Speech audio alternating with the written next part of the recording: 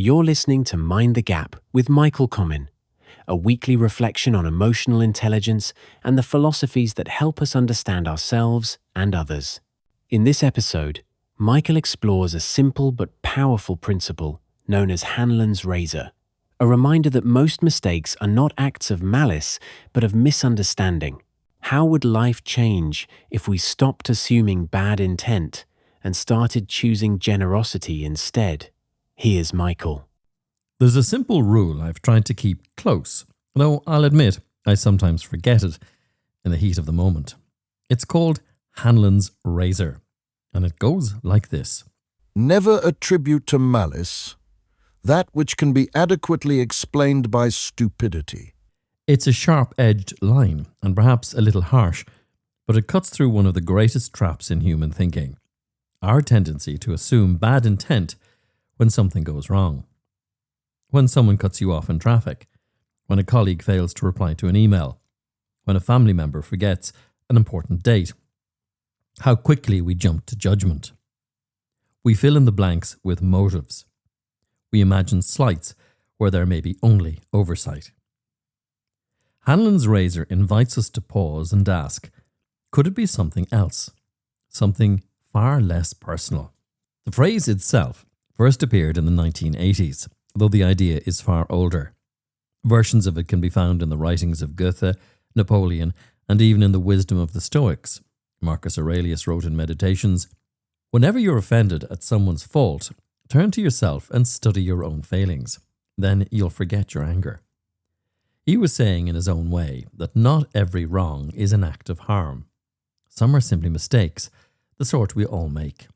I once worked with a team where misunderstandings multiplied like rabbits. Deadlines slipped, emails were misread, and a simple oversight could turn into a story of blame.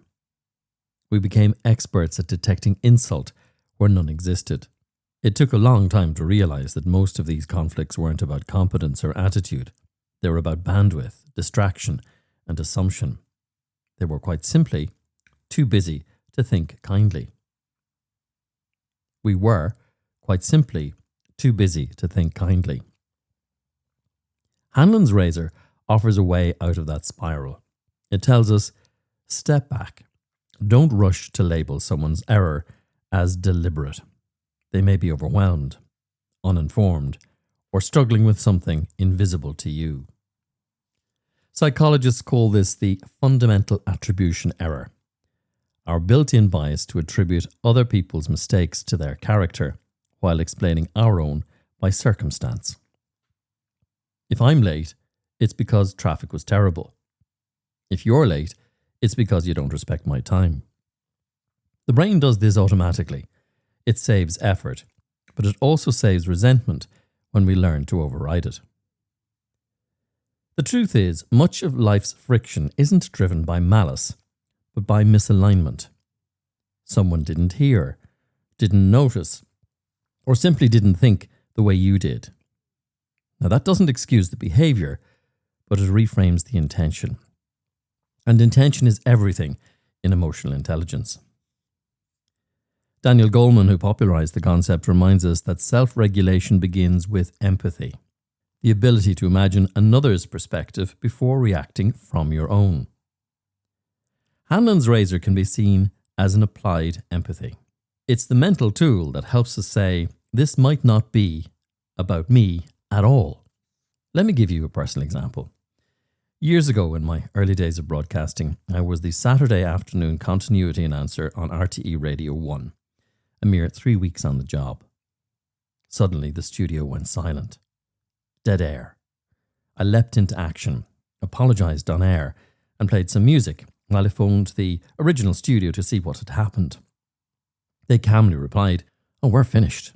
I'd been so focused on what I was going to say next that I hadn't heard them say goodbye. I had imagined a crisis where there was only a communications failure, mine. That moment stayed with me because it revealed how easily we can misinterpret silence. In radio, silence feels like danger. In life, it often feels like rejection. But both can be neutral. Both can be signals to listen more carefully. There's another angle worth exploring. Hanlon's razor is not a call to excuse everything. It doesn't say people never act with bad intent. Rather, it suggests we reserve judgment until we have evidence. The Stoics would call this the discipline of assent, the practice of not agreeing with every thought that enters our mind. Epictetus taught his students to hold impressions at arm's length until they could test them. What upsets people, he said, is not things themselves, but their judgment about them. Hanlon's razor is a modern phrasing of that same wisdom. It asks us to wait a beat before deciding what another person meant. In that small pause, relationships are preserved, tempers cool, and mistakes are corrected rather than punished. In leadership, this mindset changes everything. Think about the manager who assumes disobedience where there's only confusion, or the colleague who believes a missed deadline is sabotage rather than overload. When we leap to conclusions, we close the door on curiosity, and without curiosity, there is no trust. A leader guided by emotional intelligence will use Hanlon's razor as a quiet filter. They'll ask, what might have been happening for that person at that time? Did I explain clearly? Is there another reason for what I'm seeing? In doing so, they shift the culture from blame to learning. Mistakes become data, not drama. One of the ironies of the digital age is that communication is easier than ever and understanding is harder than ever. A short message, missing tone or context, can be interpreted as sarcasm, aggression, or dismissal. Text is efficient, but emotion is analog. It needs tone, timing, and patience. Hanlon's razor reminds us to read less into the text and more into the human. Maybe that curt reply wasn't anger, but exhaustion. Maybe that delayed message wasn't indifference, but simply bad signal. Of course, repeated carelessness is its own message, and there's a limit to how many times we can excuse poor behaviour. But more of the time, it's not a conspiracy. It's human error as common as breathing. In my workshops, I often see participants nod when I say, it's probably not about you. You can almost see the tension leave the room, because we carry so much unnecessary hurt from misinterpreting others' actions. The waiter who seems short with us, the colleague who didn't smile, the neighbour who didn't wave. Each becomes a small story of rejection. Hanlon's razor gives us permission to drop those stories. To say, maybe they're distracted, maybe they were tired, or maybe they just didn't see us. As the philosopher Alain de Botton once put it, most of what we interpret as bad behaviour in others is simply fear and confusion. That insight makes compassion practical. There's another layer too, the relationship between Hanlon's razor and self-compassion. If we can apply it outward, we can also apply it inward. When we make a mistake, we often assume we should have known better. But sometimes we didn't. Sometimes we were tired, distracted, or learning. Not every failure is a flaw in character. Some are simply gaps in awareness. So Hanlon's razor helps us cut both ways. It shaves off the sharp edges of judgment directed at others, and it softens the blows we deliver to ourselves. It reminds us that life is messy, humans are fallible, and intention is rarely pure. There's a small phrase I've used with teams over the years. Choose generosity over suspicion.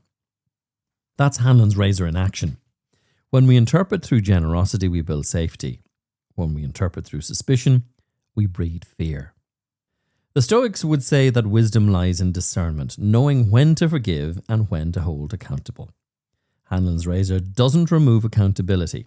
It simply slows it down long enough to ensure that it's fair. As I finish today, consider this experiment for the week ahead. When someone irritates you, the slow reply, the missed detail, the awkward silence, pause and ask yourself 3 questions. Could this be a misunderstanding rather than malice? Have I contributed to the confusion in any way? And what's the most generous possible interpretation of this moment? Those 3 questions may not solve the problem, but they'll protect your peace of mind. And that's worth far more than satisfaction in being right. Hanlon's razor at its heart is not about stupidity or malice. It's about empathy, humility, and the courage to live without always needing a villain. Most people are not plotting against us. They're just trying to make it through the day, as are we. Mind the gap. You've been listening to Mind the Gap with Michael Comyn. If you enjoyed this episode, follow or subscribe on Apple Podcasts or Spotify for more weekly reflections. You can also explore Michael's books, Mind the Gap and The Next Station Is, now available in paperback and on Audible. The third book in the series, Between the Lines, is in production and will be available soon. Join us next time as we continue to close the space between what we feel, what we think, and how we live.